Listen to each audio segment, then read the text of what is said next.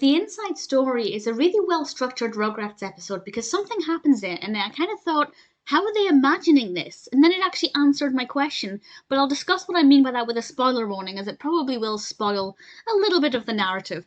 This is the second segment of the 12th episode of the second season, and Chuckie swallows a watermelon seed, and honestly, the fear is real.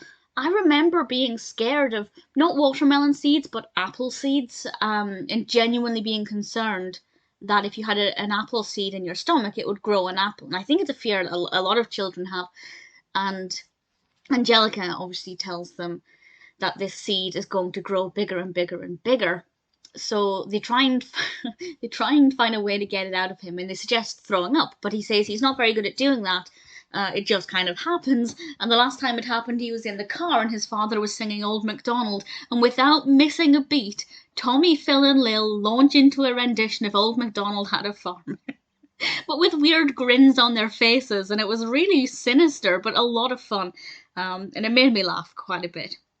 But ultimately they decide the only thing they can do is go inside Chuckie's body and retrieve the watermelon seed. And they decide to do this with a laser beam, and there's a good look at the anatomy, nothing too complicated that younger viewers will find, difficult to keep up with or even stressful to listen to, but I did think there was a good amount of anatomy in there that meant it was a little bit educational. But I did wonder, how on earth are they imagining this? Because usually when the Rugrats are, in some kind of non-realistic situation, you can see the environment around them that they can work with. For example, in a recent episode they were pretending to be pirates. We could see how they walked the plank and what the paddling pool actually represented. With this one I had so many questions, and it does answer them, but I will explain what it explains with a spoiler warning in a moment. But I thought it was a pretty decent episode, relatable on the seed front. I feel like it could have done a better job at dispelling the myth that a watermelon will not grow in your stomach if you eat a watermelon seed, because for all I know, I do have a recollection of this episode. I do remember it, not fully, but I remembered bits of it, and it's not impossible that it's because of this episode that I feared apple seeds. The reason it wasn't watermelon seeds is because I didn't eat watermelon as a child. I ate apples. I don't eat apples now because they hurt my teeth, but I don't know why. I just can't eat anything too acidic, but that's completely beside the point. I actually think this episode might have been responsible for my fear of swallowing apple seeds. So it could have done a better job at saying, actually, don't worry, it's not going to happen. But that aside, I think it was a well-written episode with a lot of surprising elements to it, and of course the educational elements. They talk about the bloodstream, they mention the heart, and a few other things here and there. Nothing too complicated, but just a few little things that might get a child interested in the basics of anatomy. So, spoiler from now, the thing that they explained, because I was thinking this doesn't seem right.